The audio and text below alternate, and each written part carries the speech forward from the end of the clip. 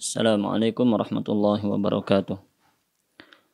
Innal hamdalillah nahmaduhu wa nasta'inuhu wa nastaghfiruh wa na'udzu billahi min shururi anfusina wa sayyiati a'malina.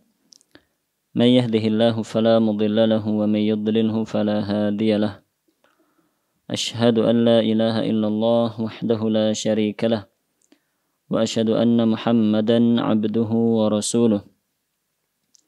يا أيها الذين آمنوا اتقوا الله حق تقاته ولا تموتن إلا وأنتم مسلمون يا أيها الناس اتقوا ربكم الذي خلقكم من نفس واحدة وخلق منها زوجها وبث منهما رجالا كثيرا ونساء واتقوا الله الذي تساءلون به والأرحام إن الله كان عليكم رقيبا يا أيها الذين آمنوا اتقوا الله وقولوا قولا سديدا يصلح لكم أعمالكم ويغفر لكم ذنوبكم ومن يطع الله ورسوله فقد فاز فوزا عظيما أما بعد فإن أصدق الحديث كتاب الله وخير الهدي هدي محمد صلى الله عليه وسلم وشر الأمور محدثاتها فإن كل محدثة بدعة وكل بدعة ضلالة وكل ضلالة في النار اللهم صل وسلم وزد وبارك على نبينا محمد وعلى آله وأصحابه أجمعين. Kaum muslimin dan muslimah jamaah yang dirahmati oleh Allah Subhanahu wa taala. Alhamdulillah pada kesempatan kali ini kita kembali diberi kekuatan oleh Allah untuk bersama-sama mendekatkan diri kita kepada Allah Subhanahu wa taala. Bersama-sama melaksanakan amal soleh dan ketaatan kepada Allah Subhanahu wa taala, yaitu amal soleh berupa mempelajari ayat-ayat Al-Quran dan hadis-hadis Rasulullah sallallahu alaihi wasallam. Yang mana amal soleh seperti ini tidak diberikan oleh Allah Subhanahu wa taala melainkan kepada hamba-hamba pilihannya. Dan amal soleh seperti ini seperti dijelaskan oleh Rasulullah sallallahu alaihi wasallam merupakan amal soleh yang akan mempermudah jalan kita menuju surga Allah. Maka kita berdoa memohon kepada Allah semoga amal soleh yang kita laksanakan ini benar-benar bernilai pahala di sisi Allah Subhanahu wa taala dan semoga membuahkan ilmu yang bermanfaat untuk diri kita masing-masing. Begitu pula semoga kita diberi kekuatan oleh Allah untuk mengamalkannya, kemudian mengajarkannya kepada keluarga tercinta kita, kepada sanak saudara kita, kepada tetangga kita dan umat Islam pada umumnya. Naam.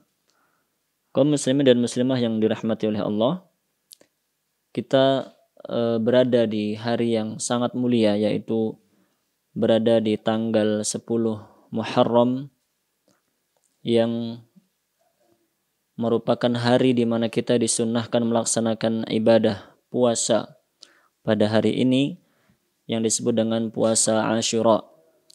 Maka bagi kaum muslimin dan muslimah yang berkesempatan untuk melaksanakan puasa sunnah ini, semoga menjadi amal soleh yang diterima oleh Allah Subhanahu wa taala. Dan bagi yang belum berkesempatan melaksanakannya, semoga bisa melaksanakan puasa-puasa sunnah lainnya pada bulan Muharram ini. Karena puasa sunnah pada bulan Muharram bukan hanya puasa Asyura saja. Namun puasa sunnah pada bulan Muharram itu dianjurkan untuk kita perbanyak apapun puasa sunnahnya. Karena puasa sunnah pada bulan Muharram merupakan puasa yang afdal, merupakan puasa yang memiliki keistimewaan luar biasa setelah puasa Ramadan. Seperti disabdakan oleh Rasulullah sallallahu alaihi wasallam, afdhalus siyami ba'da Ramadan syahrullahil muharram. Puasa terbaik, puasa paling afdal setelah puasa Ramadan adalah berpuasa pada bulan Muharram. Naam, maka di sisa-sisa hari pada bulan Muharram ini mari kita memperbanyak amal-amal soleh, terkhusus dengan memperbanyak puasa sunnah. Naam. Kaum muslimin dan muslimah yang dirahmati oleh Allah, Kita melanjutkan pembahasan tentang hadis-hadis seputar adab dan akhlak yang kita bacakan dari Sahih Bukhari dengan syarahnya Fathul Bari. Yang mana pada kesempatan kali ini kita akan membahas tentang jujur dan larangan berdusta. Kita akan membahas tentang jujur dan larangan dusta. Al-Imam Al-Bukhari rahimahullahu ta'ala memberi judul bab ini, beliau mengatakan bab qaulillahi ta'ala ya ayyuhalladzina amanuttaqullah wa kunu ma'as shadiqin. Bab firman Allah Subhanahu wa ta'ala, wahai orang-orang yang beriman, bertakwalah kalian kepada Allah dan jadilah kalian bersama orang-orang yang jujur. Surat At-Taubah ayat 119. Wa ma yunha 'anil kadzib, dan bab tentang larangan berdusta. Naam, larangan berdusta. Dalam bab ini beliau menyampaikan beberapa hadis terkait dengan anjuran atau perintah bagi seluruh kaum muslimin untuk memiliki sifat jujur dan larangan dari dusta. Namun sebelum itu, baik kiranya kita membaca ayat-ayat Al-Quran berkaitan dengan hal ini. Imam Bukhari rahimahullah dalam bab ini seperti kita baca bersama, beliau menyebutkan satu ayat, yaitu pada surat At-Taubah ayat 119, yang di situ Allah Subhanahu wa ta'ala memerintahkan seluruh hambanya untuk bertakwa kepada Allah dan untuk menjadi orang-orang yang jujur. Dan ayat itu dijadikan sebagai judul bab oleh Imam Bukhari rahimahullahu ta'ala. Dan dalam Al-Quranul Karim sangat-sangat banyak sekali perintah Allah Subhanahu wa ta'ala kepada seluruh hambanya, mukmin maupun mukminah, untuk memiliki sifat jujur. Dan Allah Subhanahu wa ta'ala menjelaskan hal itu dengan menjelaskan bahwa sifat jujur itu pertama adalah di antara sifatnya para nabi dan rasul. Sifat jujur di antara fadilahnya, di antara keistimewaannya, agar kita semua berusaha semaksimal mungkin menjadi orang yang jujur. Allah mengabarkan bahwa sifat jujur itu adalah sifatnya para nabi dan rasul. Dan kita diperintahkan oleh Allah untuk mengikuti jejak langkahnya para nabi dan rasul alaihi wassalatu wassalam. Di antaranya yang Allah firmankan dalam surat Maryam ayat 41, ketika Allah Subhanahu wa ta'ala mensifati Nabi Ibrahim alaihi salam. Allah berfirman, "Wadhkur fil kitab Ibrahim innahu kana siddiqan nabiyya." Dan ingatlah dalam Al-Quran ini tentang kisahnya Nabi Ibrahim. Ingatlah kisahnya Nabi Ibrahim, sebut-sebutlah nama Nabi Ibrahim seperti yang Allah sebut-sebut dalam Al-Quran ini. Kenapa? Karena sesungguhnya Ibrahim adalah seorang hamba yang siddiq, seorang hamba yang selalu jujur, nabiyya, dan dia adalah seorang hamba yang diutus menjadi nabi. Surat Maryam ayat 41. Naam. Masih dalam surat Maryam, dalam ayat yang lain, Allah Subhanahu wa ta'ala menyebutkan tentang Nabi Idris alaihi salam. Allah berfirman, "Wadhkur fil kitab Idris innahu kana siddiqan nabiyya." Dan ingatlah Idris dalam kitab ini. Maksudnya ingatlah, sering-seringlah membaca dan menyebut Nabi Idris yang kisahnya kami sebutkan dalam Al-Quranul Karim. Kenapa demikian? Kenapa Allah memerintahkan kita untuk sering mengingat, menyebut, membaca kisahnya Nabi Idris? Innahu kana siddiqan nabiyya. Karena sesungguhnya Idris adalah seorang yang siddiq, seorang yang selalu jujur, nabiyya, dan dia adalah seorang nabi. Wa rafa'nahu makanan 'aliyya, dan kami yaitu Allah telah mengangkat Idris ke tempat yang sangat tinggi. Surat Maryam ayat 56 dan 57.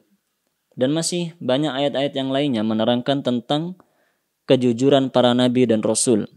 Menerangkan bahwa para nabi dan rasul di antara karakter utama beliau-beliau semua adalah jujur dan jauh dari dusta.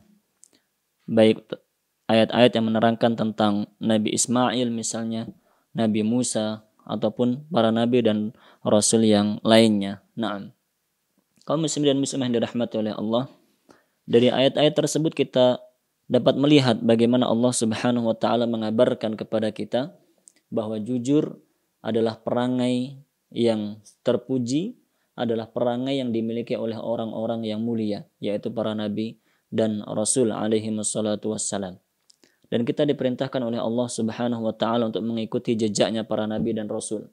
Beliau-beliau semuanya adalah orang-orang yang dipilih oleh Allah, orang-orang yang didekatkan oleh Allah Subhanahu wa taala ke tempat yang sangat mulia, orang-orang yang ditempatkan oleh Allah Subhanahu wa taala ke tempat yang sangat mulia. Beliau adalah orang-orang yang dimuliakan oleh Allah Subhanahu wa taala. Beliau adalah orang-orang yang dilindungi oleh Allah.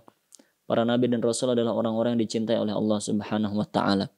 Jika kita bertanya kenapa para nabi dan rasul begitu luar biasa dicintai oleh Allah Subhanahu wa taala, sehingga Allah pun menjaga para nabi dan rasul dari mara bahaya dunia dan akhirat. Ternyata di antara jawabannya adalah bahwa para nabi dan rasul itu memiliki sifat yang sangat melekat, sebuah karakter yang dimiliki oleh semua nabi dan rasul, yaitu beliau-beliau adalah orang-orang yang jujur. Naam.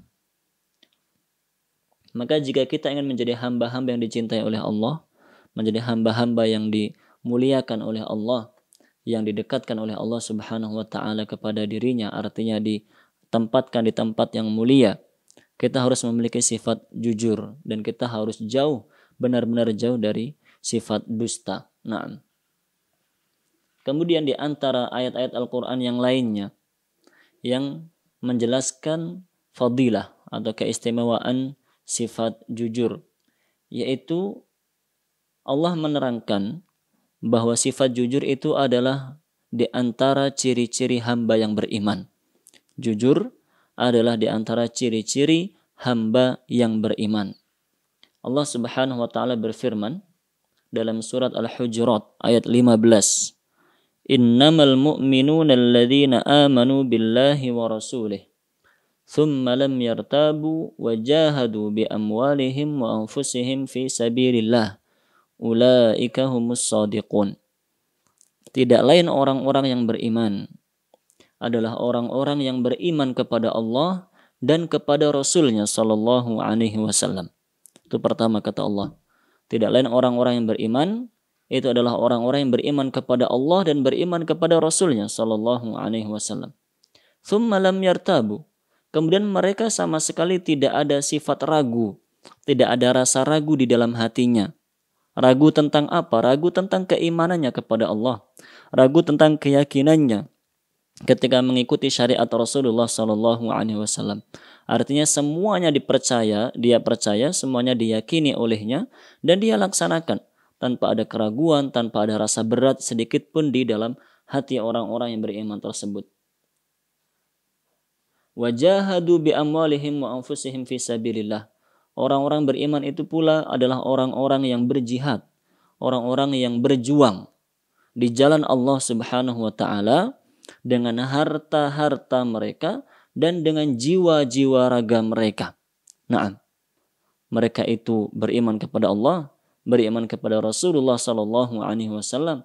Mereka itu dalam keyakinannya sama sekali tidak ada keraguan, benar-benar mantap dengan keimanannya.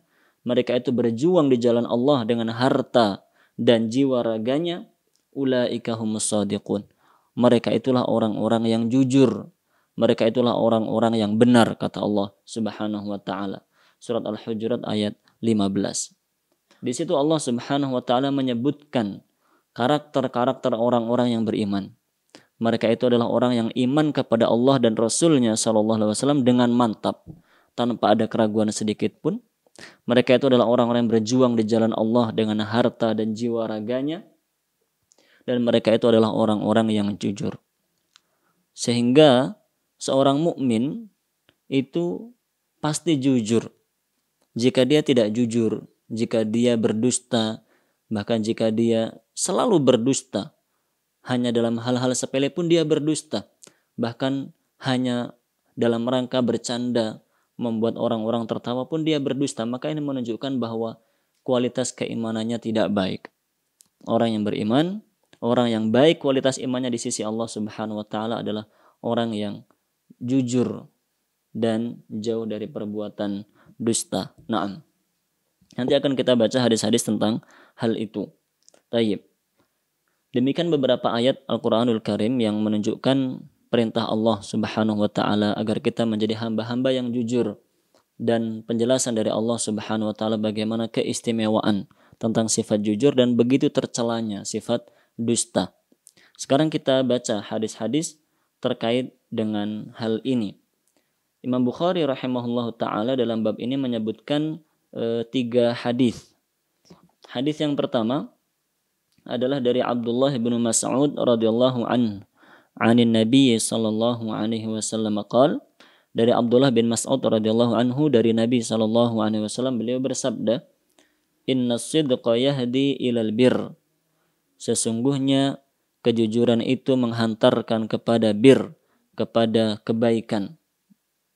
Wa innal birra yahdi ilal jannah, dan sesungguhnya kapan sebuah istilah yang mencakup segala kebaikan, lil khairati kulliha, adalah sebuah ungkapan, sebuah istilah yang mencakup segala bentuk kebaikan. Wa yutlaqu 'alal 'amalil khalisi ad-daim, dan bir itu digunakan pula sebagai istilah untuk menyebut amal yang ikhlas dan konsisten senantiasa dilaksanakan oleh seorang hamba. Naam. Jadi makna hadis tadi, kaum muslimin dirahmati Allah, ketika Rasulullah SAW mengatakan sesungguhnya jujur itu menghantarkan kepada bir, bisa kita maknai jujur itu menghantarkan kepada segala kebaikan. Masya Allah. Jujur itu menghantarkan kepada segala kebaikan. Karena beliau mengatakan bir, sedangkan bir menurut Al-Hafidz Ibn Hajar tadi adalah ism jami' lil khairati kulliha, sebutan untuk segala macam kebaikan. Di situ bisa kita fahami betapa luar biasa jujur itu menghantarkan kepada kebaikan, kebaikan dunia dan akhirat, kebaikan diri kita dan keluarga kita, kebaikan hidup dan mati kita, kebaikan harta yang kita makan, kebaikan apa saja yang kita miliki dan kita lakukan, itu ditentukan dan kuncinya adalah sifat jujur. Naam. Dan kemudian kebaikan itu menghantarkan kepada surga. Naam. Seorang yang baik, seorang yang jujur, dia akan mudah melaksanakan kebaikan-kebaikan. Sehingga dengan kebaikan yang banyak itu, dia akan dirahmati oleh Allah Subhanahu wa taala dan dia akan dimasukkan oleh Allah ke dalam surganya. Naam. Sebaliknya, Rasulullah sallallahu alaihi wasallam menjelaskan dalam hadis tadi tentang dusta. Beliau mengatakan bahwa dusta itu menghantarkan kepada fujur. Dusta menghantarkan kepada keburukan. Fujur, jika kita terjemahkan dengan sederhana, artinya adalah keburukan. Al-Hafidz Ibn Hajar mendefinisikan fujur. Beliau mengatakan, aslul fajr asyaqqu. Akar kata fujur dari kata fajar artinya adalah membelah. Fal fujur syaqqu satrid diyanah. Maka fujur itu bisa diartikan, kata Al-Hafidz Ibn Hajar, adalah membelah atau merobek pakaian agama, merobek pakaian keagamaan yang kita kenakan. Wa yutlaqu 'alal maili ilal fasadi wa 'alal inbi'athi fil ma'asi. Dan fujur itu dijadikan sebagai istilah untuk menyebut al-fasad, segala jenis kerusakan, wa 'alal inbi'athi fil ma'asi, dan segala bentuk perbuatan-perbuatan maksiat. Wa huwa ismun jami'un lisyarr. Fujur itu adalah sebutan atau istilah atau sebuah nama yang mencakup segala macam keburukan. Naam. Maka ketika Rasul sallallahu alaihi wasallam menjelaskan dalam hadis tadi bahwa dusta itu menghantarkan kepada fujur, dengan melihat definisi fujur yang disampaikan oleh Al-Hafidz Ibnu Hajar, kita memahami bahwa dusta itu adalah kunci, adalah pintu menuju segala keburukan. Waliyadzubillahi min dzalik. Adalah kunci, adalah jalan yang menghantarkan pelakunya menuju kepada semua keburukan. Waliyadzubillahi min dzalik. Orang yang dusta, maka dia untuk menutupi kedustaan yang pertama harus melakukan kedustaan yang kedua. Naam. Kemudian untuk menutupi dua kedustaan itu harus melakukan kedustaan yang ketiga, yang keempat, dan seterusnya. Kedustaan demi kedustaan itu membuat dia semakin banyak melakukan perbuatan maksiat, perbuatan dosa. Karena ketika dia berdusta, pasangan berdusta itu adalah berkhianat. Naam, dia harus berkhianat. Pasangan dari berkhianat itu dia harus menipu. Naam, dan seterusnya. Segala macam keburukan-keburukan akan mudah terbuka baginya dan akan dengan mudah dia lakukan ketika dia telah membuka segala keburukan itu dengan kedustaan. Waliyadzubillahi min dzalik. Nah, oleh karenanya dalam potongan akhir hadis tadi Allah Subhanahu wa taala mengatakan bahwa seseorang jika terus menerus dia berdusta akan dicap di sisi Allah Subhanahu wa taala sebagai kadzdzab. Dia akan dicap sebagai seorang pendusta. Nah, Al-Hafidz Ibnu Hajar menjelaskan apa yang dimaksud bahwa orang itu dicap atau ditulis di sisi Allah sebagai seorang yang pendusta.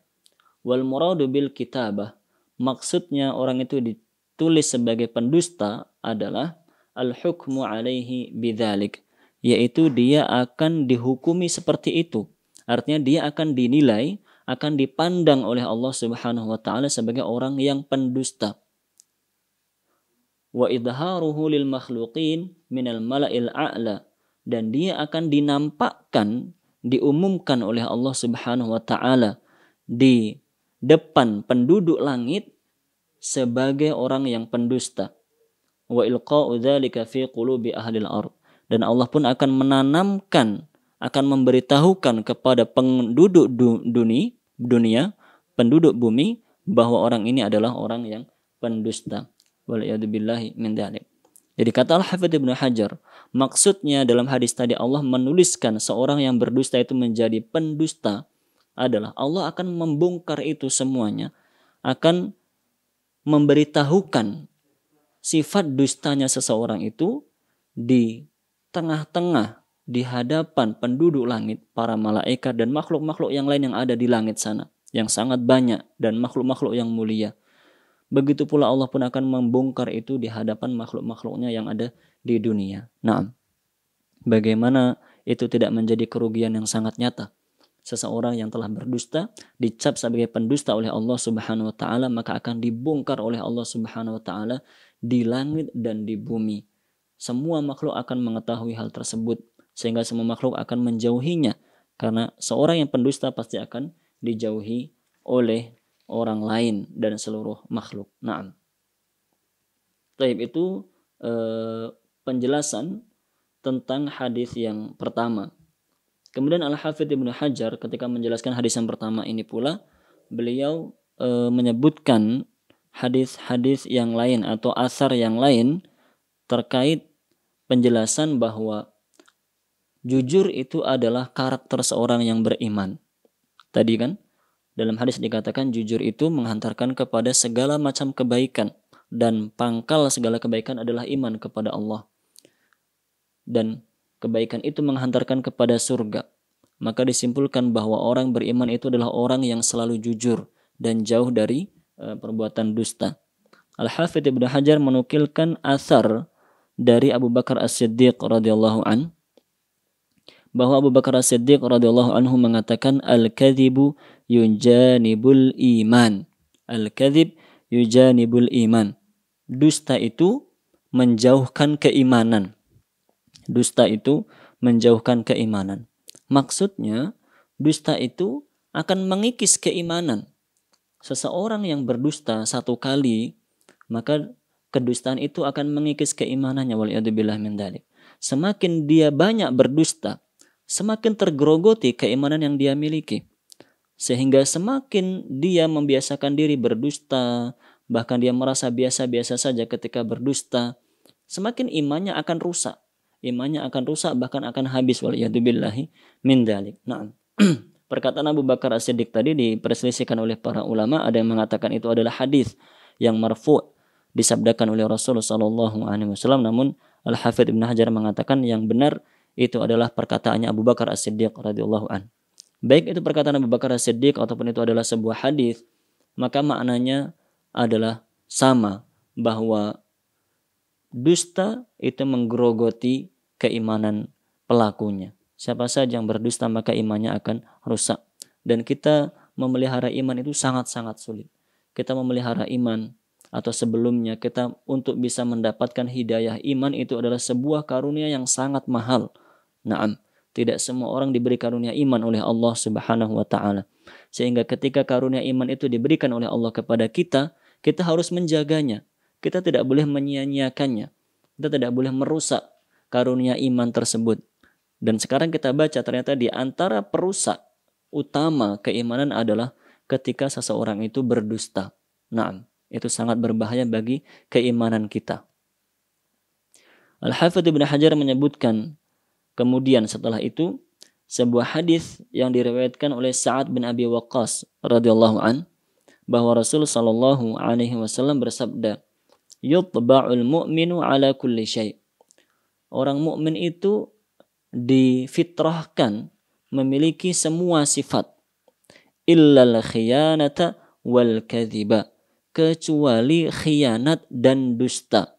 Kecuali khianat dan dusta. Hadis diriwayatkan oleh Al-Bazzar dan dikatakan oleh Al-Hafidz Ibnu Hajar sanadnya kuat. Naam. Dalam hadis tadi Rasulullah SAW menjelaskan, seorang mukmin itu diberi fitrah dengan memiliki sifat-sifat apa saja. Semua sifat dimiliki oleh seorang mukmin. Makanya orang mukmin itu suka harta, itu fitrah manusia. Orang mukmin itu suka kepada lawan jenis, itu fitrah manusia. Seorang mukmin itu suka dipuji. Seorang mukmin itu suka ketika memiliki jabatan. Naam, seorang mukmin itu ada yang suka gemar makan, mengumpulkan berbagai hal-hal yang dia inginkan. Naam, itu sifat dasar manusia. Semua orang mukmin difitrahkan seperti itu oleh Allah Subhanahu wa taala. Namun kata Rasulullah sallallahu alaihi wasallam dalam hadis ini, orang mukmin itu tidak mungkin ada sifat khianat dan ada dusta. Sehingga dari hadis ini disimpulkan seperti dijelaskan oleh Hafidz Ibnu Hajar dalam Fathul Bari, bahwa seorang mukmin itu tidak memiliki sifat dusta. Jika ada orang yang memiliki sifat dusta, berarti kualitas imannya tidak baik. Itu bisa dipastikan. Orang yang kualitas imannya baik, imannya sempurna, maka dia akan jauh dari perbuatan dusta.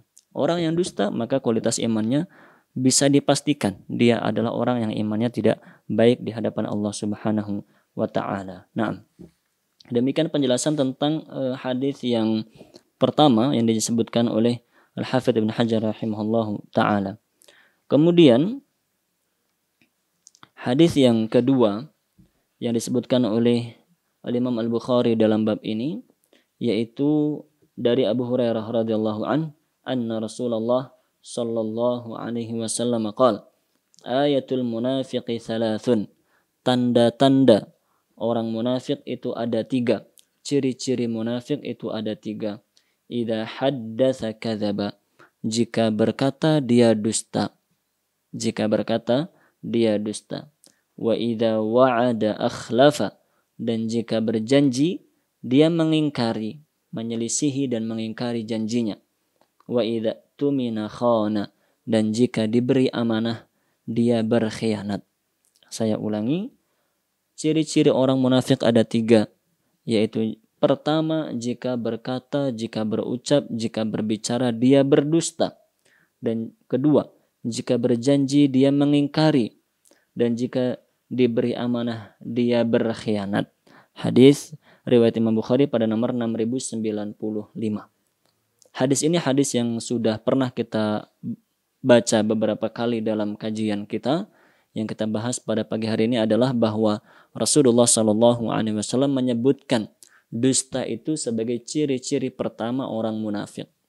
Dusta itu ciri-ciri pertama, ciri-ciri utamanya orang munafik. Nah, karena mereka dari asal keimanannya pun telah dusta, seperti dijelaskan oleh Al-Hafidz Ibnu Hajar tadi. Orang munafik ketika bersyahadat wa asyhadu anna Muhammadar Rasulullah, itu adalah syahadat yang dusta. Karena lisan mereka bersyahadat seperti itu, namun hati mereka tidak beriman. Berbeda antara lisan dengan hati mereka. Mereka adalah orang-orang dusta. Ciri utama orang munafik adalah mereka berdusta. Sehingga tadi dijelaskan dalam hadis bahwa orang jika dia imannya baik, jika iman seorang itu baik, maka dia tidak akan berdusta. Kenapa? Karena kalau dusta berarti dia adalah orang munafik. Nah, jika berdusta maka dia memiliki sifatnya orang munafik, dan itu akan menjadi sifat yang melekat pada dirinya sampai dia berusaha meninggalkan sifat dusta tersebut. Dan hukuman bagi orang-orang munafik adalah hukuman yang sangat mengerikan, waliyadzubillah. Disebutkan dalam Al-Quran, innal munafiqin fid darkil asfali minan nar. Sesungguhnya orang-orang munafik itu berada di kerak neraka yang paling dasar. Maka siapa saja di antara kita yang takut kepada api neraka, dan kita semuanya takut kepada neraka. Tidak ada seorang pun yang merasa menantang, nggak apa-apa saya di neraka. Walaupun ada orang yang secara lisannya mengatakan seperti itu, tapi hatinya tidak akan mengatakan seperti itu. Naam, semua orang takut kepada api neraka. Dan penghuni neraka di antaranya adalah orang-orang munafikin. Sedangkan sifat utama orang munafik adalah dusta. Kita harus menjauhi sifat dusta agar tidak menjadi temannya orang-orang munafik di dalam api neraka, waliyadzubillahi min dzalik. Naam. Kemudian hadis yang ketiga yang dijelaskan, yang disebutkan oleh Imam Bukhari rahimahullahu taala dalam bab ini adalah hadis yang menjelaskan tentang hukuman bagi seorang pendusta. Dari Samurah bin Jundub radhiyallahu an, beliau mengatakan, qala an-nabiy sallallahu alaihi wasallam, Nabi sallallahu alaihi wasallam bersabda. Kita dengarkan baik-baik bagaimana beliau menjelaskan tentang hukuman pendusta agar kita merasa takut sehingga kita menjauhi sifat dusta. Ra'aitul lailata rajulaini atayani qal alladhi ra'aitahu yushaqqu shidquhu fakadzdzabun yakdhibu bil kadzbah tuhmalu anhu hatta tablugha al afaq fayusna'u bihi ila yaumil qiyamah. Naam. Rasulullah SAW bersabda, tadi malam aku bermimpi, rajulaini atayan, ada dua orang, maksudnya ada dua orang malaikat yang mendatangiku kemudian berkata, alladzi ra'aitahu, orang yang kamu lihat itu. Jadi dua orang malaikat ini membawa Rasulullah SAW dalam mimpi itu, dan mimpi para nabi itu adalah wahyu. Ini bukan sembarang mimpi. Ini adalah mimpi yang menjadi wahyu, karena mimpi ini dialami oleh Rasulullah SAW. Dua orang tadi membawaku ke sebuah tempat dan memperlihatkan. Kemudian dua orang tadi mengatakan, yang kamu lihat itu, orang yang disiksa yang sedang kamu lihat itu, yushaqqu shidquhu, yang mulutnya, sisi mulutnya kanan dan kiri yang dirobek, kanan dan kiri mulutnya itu dirobek, ditarik dengan keras hingga robek, waliyadzubillah, fakadzdzabun, dia adalah orang yang pendusta, dia adalah orang yang gemar berdusta, dia adalah orang yang banyak berdusta. Yakdzibu bil kadzibah, dia melakukan kedustaan, tuhmalu anhu, kemudian dia akan dibawa, diangkat, digiring, hatta tablughal afaq, mengelilingi seluruh makhluk, akan diperlihatkan kepada seluruh makhluk. Fayusna'u bihi ila yaumil qiyamah, demikian dilakukan kepadanya, demikianlah orang itu diperlakukan hingga tegaknya hari kiamat. Hadis riwayat Imam Bukhari pada nomor 6096. Hadis itu menceritakan atau menjelaskan bagaimana Rasulullah SAW melihat dalam mimpinya hukuman yang akan dialami oleh pendusta, yaitu mulut mereka akan dirobek, akan ditarik kanan dan kiri, ditarik dengan sekuat-kuatnya hingga robek. Waliyadzubillahi min dzalik. Ditarik sekuat-kuatnya hingga robek. Naam. Dan bukan hanya itu saja. Hukuman seperti itu diperlihatkan di hadapan seluruh makhluk. Dia diperlakukan seperti itu bukan sembunyi-sembunyi. Dia diperlakukan seperti itu di hadapan seluruh makhluk. Agar seluruh makhluk itu tahu bahwa si fulan ini adalah seorang pendusta. Waliyadzubillahi min dzalik. Sungguh hukuman yang sangat mengerikan. Ancaman yang sangat mengerikan yang dijelaskan oleh Rasulullah Sallallahu Alaihi Wasallam. Naam. Al-Hafidz Ibnu Hajar menjelaskan tentang hadis ketiga tadi. Beliau mengatakan wa akhbara fi hadits Samurah, dalam hadis Samurah bin Jundub yang menerangkan tentang hukuman bagi pendusta tadi, Rasulullah sallallahu alaihi wasallam menjelaskan bi uqubatil kadzib, tentang hukuman, tentang siksaan bagi orang yang berdusta. Bi annahu yushaqqu shidquhu, bahwa dia akan disobek mulutnya, wa dzalika fi maudhi'il ma'siyah, dan itu dilakukan tepat pada tempat dia melakukan maksiat. Wa huwa famuhul ladzi kadzaba bihi, yaitu mulut yang dia gunakan untuk berdusta. Maksudnya, kenapa yang disobek itu adalah mulutnya? Kenapa yang disobek itu, yang dihukum adalah mulutnya? Karena orang tersebut berdusta kepada orang lain dan kepada Allah Subhanahu wa taala menggunakan mulutnya, sehingga yang disobek oleh Allah Subhanahu wa taala adalah mulutnya. Qultu, Al-Hafidz Ibnu Hajar kemudian mengatakan lagi, wa munasabatuhu lil haditsil awal, kesesuaian antara hadis ini dengan hadis yang pertama, dengan hadis bahwasanya kedustaan menghantarkan kepada keburukan dan keburukan menghantarkan kepada neraka, dan bahwa seorang yang berdusta akan ditulis di sisi Allah sebagai pendusta. Kesesuaian hadis ini dengan hadis tersebut adalah anna uqubatal kadzib utliqat fil haditsil awal bin nar fakana fi hadithi Samurata bayanuhu, bahwa dalam hadis yang pertama tadi dusta menghantarkan kepada keburukan, keburukan menghantarkan kepada neraka, ini sifatnya umum. Hadis ini umum atau hadis ini bermakna mutlak.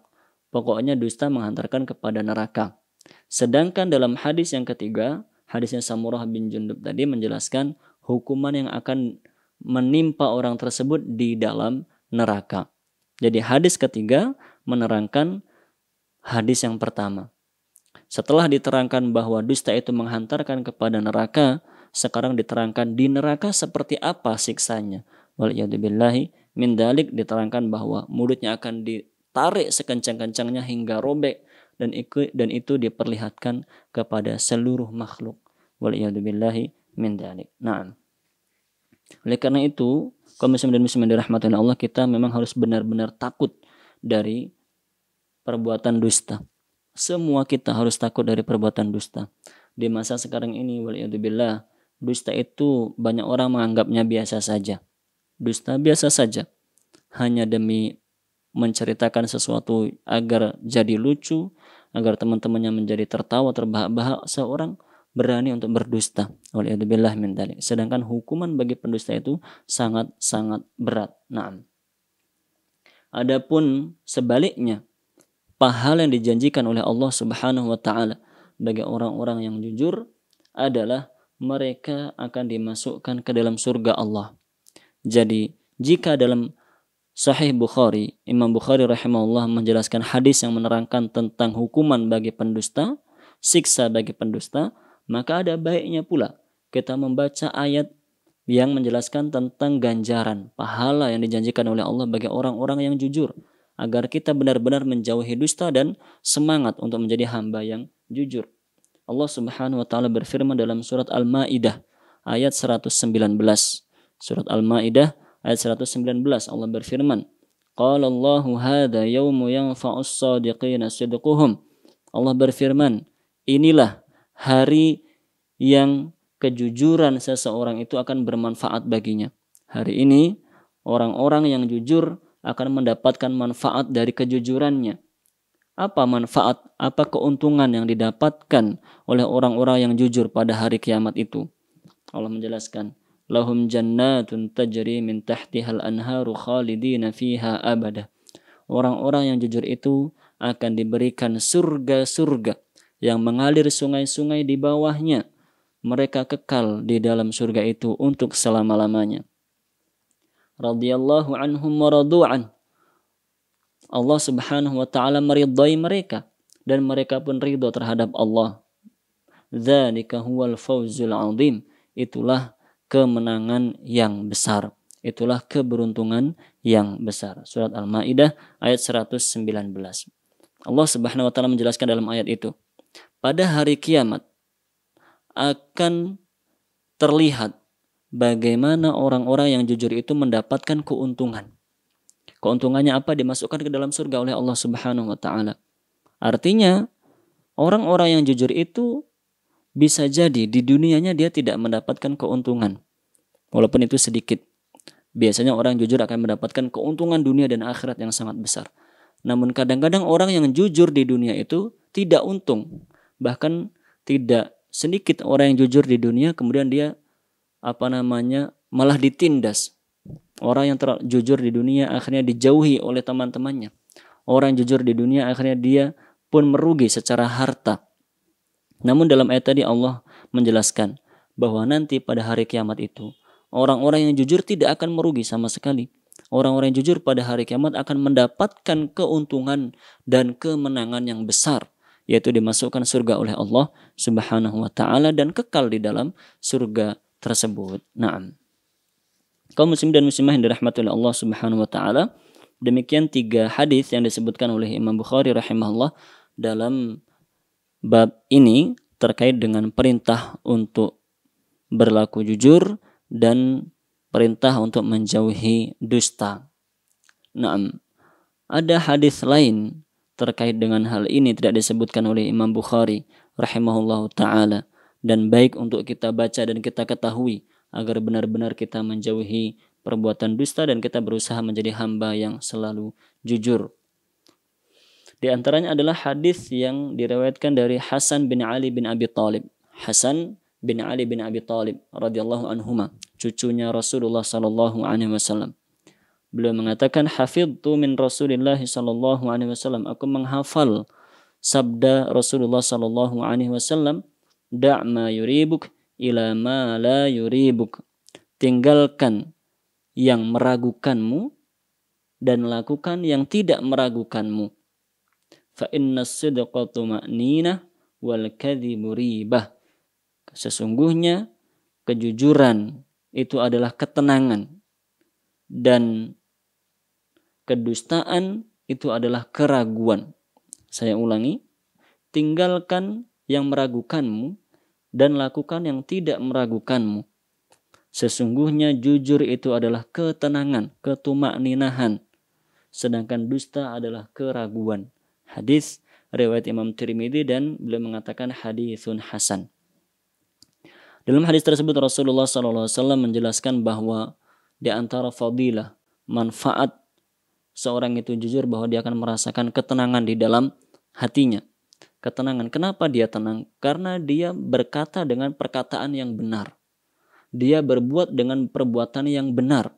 Sekalipun orang-orang memusuhinya atau ada orang yang tidak suka kepadanya, dia tidak akan merasa mendapatkan mara bahaya karena dia berada di jalur yang benar.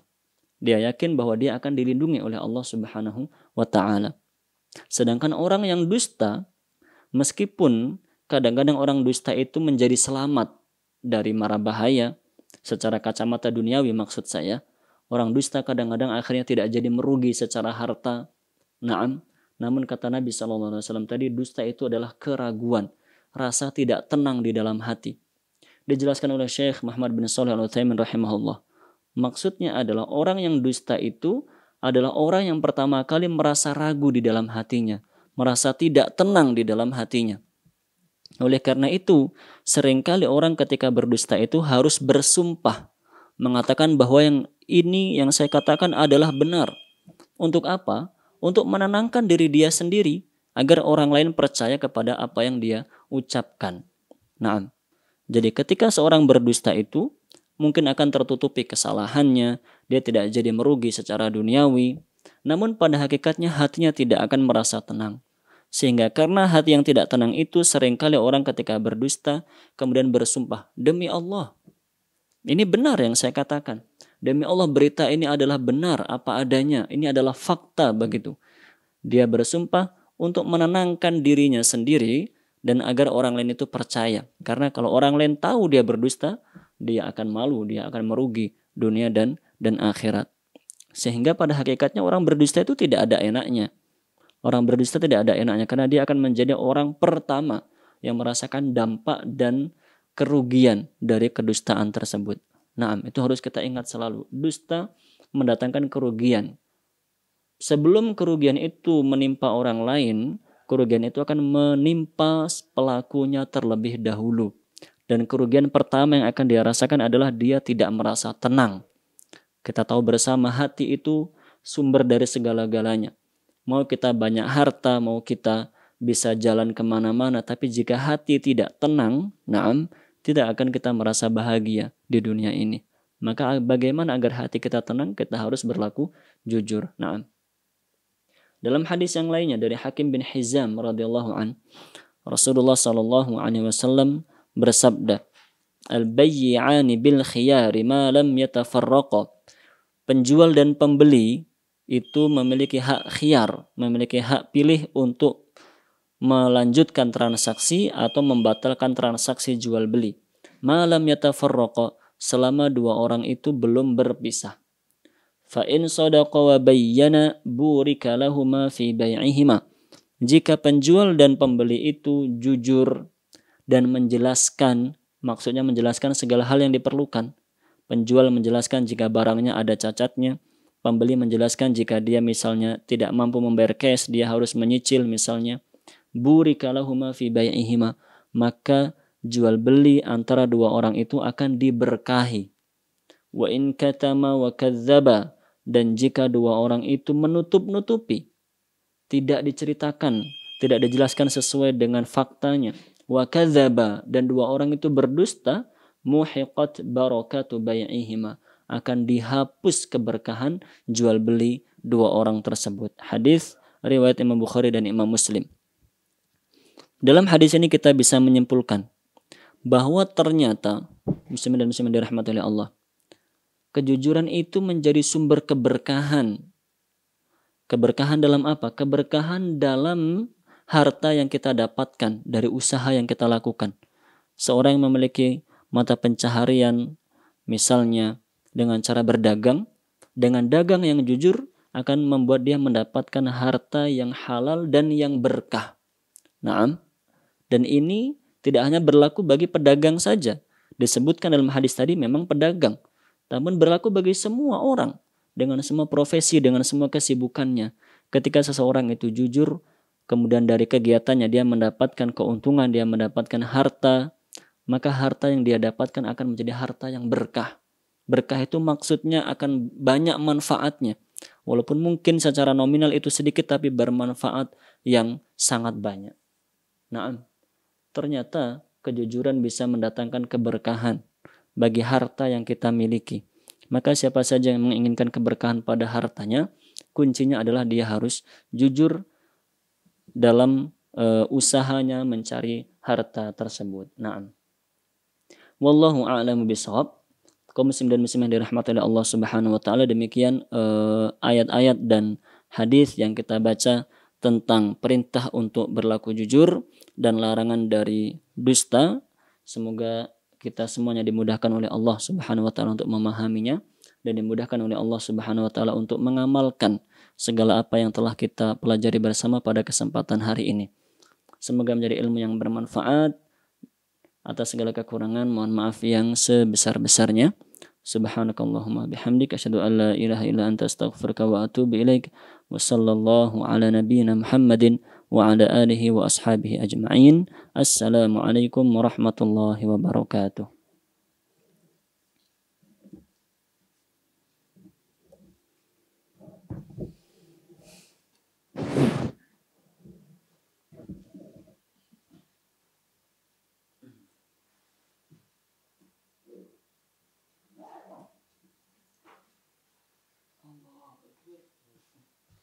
Ampun.